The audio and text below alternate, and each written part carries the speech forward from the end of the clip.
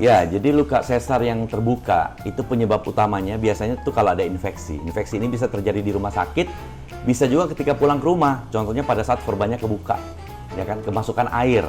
Pasien nggak sadar nih, terlalu keringat atau di bekas dekat lipatan paha, dia cebok masuk air ke dalam, bisa terjadi infeksi. Lukanya kebuka. Bisa juga pada saat proses penjahitan, mungkin ada dead space yang kurang dijahit dengan baik oleh operator. Kemudian terbentuk darah, hematoma, itu juga bisa bikin luka infeksi dan bahkan terbuka.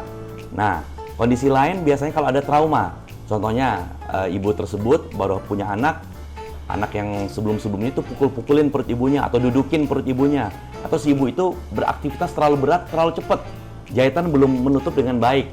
Angkat-angkat galon, ya kan? Atau bahkan ada yang olahraga, pengen buru-buru cepat olahraga, itu harus hati-hati. Dan terakhir, biasanya buat pasien-pasien yang punya penyakit nih. Contohnya kalau dia obesitas, dia diabetes, itu biasanya punya resiko untuk mengganggu proses penyembuhan luka. Sehingga luka operasi sesar bisa terbuka, bahkan basah hingga terbuka.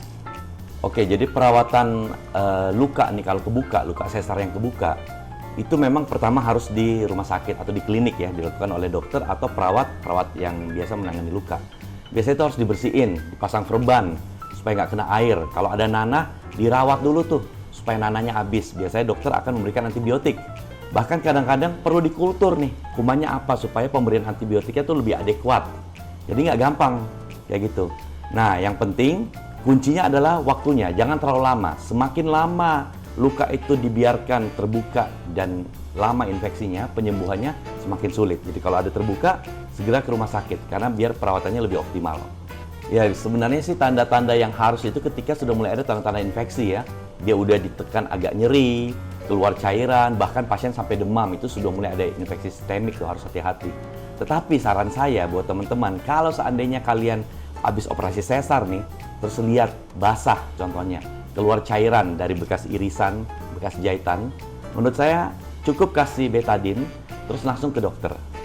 Jadi sebelum luka tersebut, infeksinya atau problemnya kemana-mana. Karena infeksi luka itu ada yang gampang ditangani, ada yang perlu waktu berminggu-minggu. Nah, jadi artinya kalau teman-teman ada kondisi semacam itu, jangan tunggu lama-lama, besok segera ke dokter atau ke rumah sakit untuk dilakukan perawatan luka.